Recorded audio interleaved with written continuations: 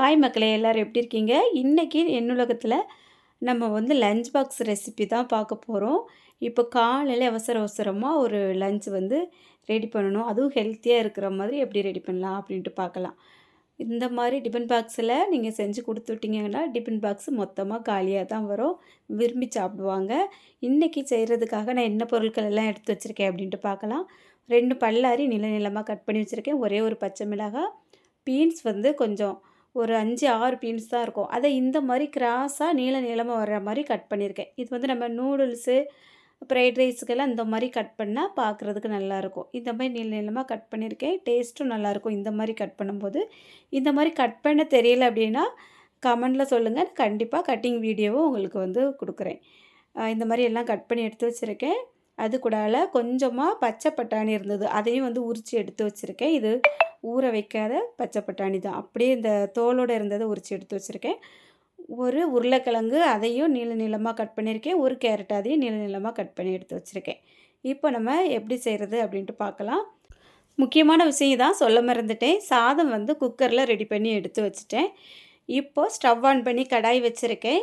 கடாயில் ஒரு 50 ml அளவுக்கு எண்ணெய் வந்து சேர்த்துக்கிடலாம். எந்த எண்ணெய்னாலும் உங்களுக்கு விருப்பப்பட்டதை சேர்த்துக்கிடுங்க. நான் எண்ணெய் சூடானதும் கொஞ்சமாக கடுகு சேர்த்துக்கிட போகிறேன். உங்களுக்கு விருப்பம் இருந்தால் சேர்த்துக்கிடுங்க, இல்லைன்னா வேண்டாம். கடுகு வெடித்ததும் இந்த பல்லாரியும் பச்சை மிளகாயும் சேர்த்து வதக்கிக்கிடலாம். ரொம்ப நைஸாக வதக்கணும் அப்படிங்கிற அவசியம் இல்லை. கொஞ்சம் கண்ணாடி பதம் வர மாதிரி லைட்டாக வதக்கிட்டு ஒரு 1/2 ஸ்பூன் அளவுக்கு இஞ்சி பூண்டு பேஸ்ட் வந்து சேர்த்துக்கிட போகிறேன். அதையும் இது கூடல சேர்த்து வதக்கிடலாம். இதுக்கு மேலே அதிகமாக சேர்க்க வேண்டாம், ரொம்ப நல்லா இருக்காது. இப்போ வந்து நம்ம இதுவும் வதங்கினதும் அடுத்த பொருட்கள் வந்து சேர்க்கணும்.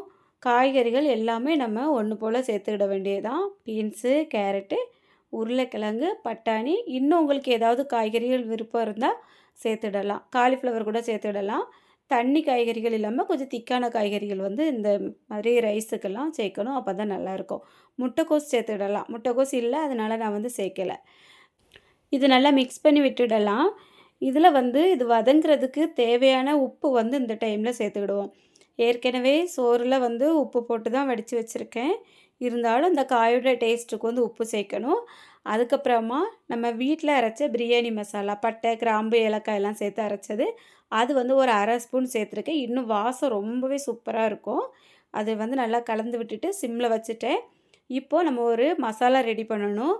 1 ஸ்பூன் அளவுக்கு மிளகும், 1/2 ஸ்பூன் ஜீரகம் 2யும் எடுத்து இடிக்கல்லில் போட்டு நல்லா கொஞ்சம் பரபரப்பாக அரைச்சி எடுத்துடலாம். ரொம்ப நைஸாக வராது. கொஞ்சம் இந்த மாதிரி கரகரன்னு இருக்கிற மாதிரி பொடிச்சு எடுத்துக்கிடணும்.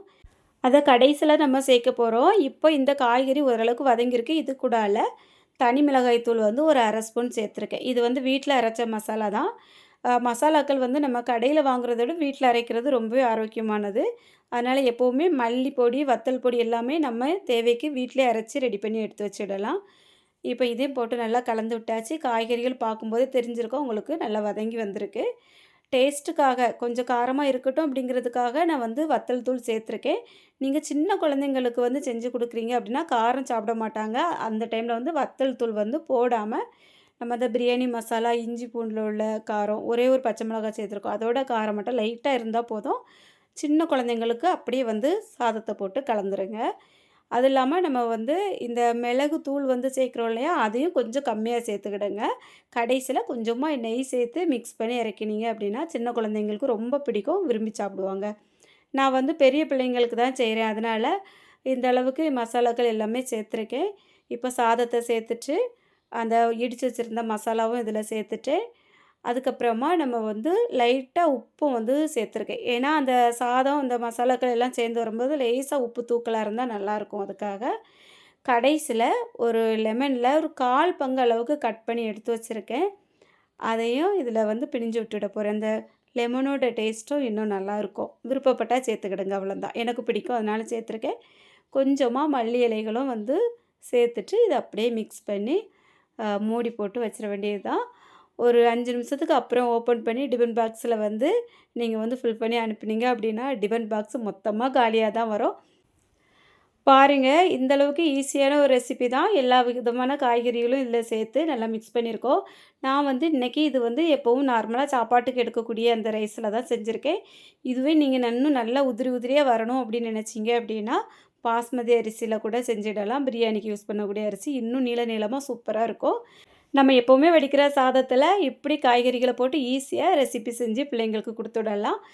இன்றைக்கி லஞ்ச் பாக்ஸ் ரெசிபி சூப்பராக ரெடி ஆகிட்டு வீடியோ பிடிச்சிருக்கோம். இன்றைக்கி பிடிச்சதா மறக்காமல் லைக் பண்ணிவிட்டு எப்படி இருந்து அப்படிங்கிறத மறக்காமல் கமெண்ட்டில் சொல்லுங்கள். நம்ம சேனலை சப்ஸ்கிரைபும் பண்ணிக்கோங்க. வீடியோ பார்த்த எல்லாருக்கும் ரொம்ப ரொம்ப நன்றி.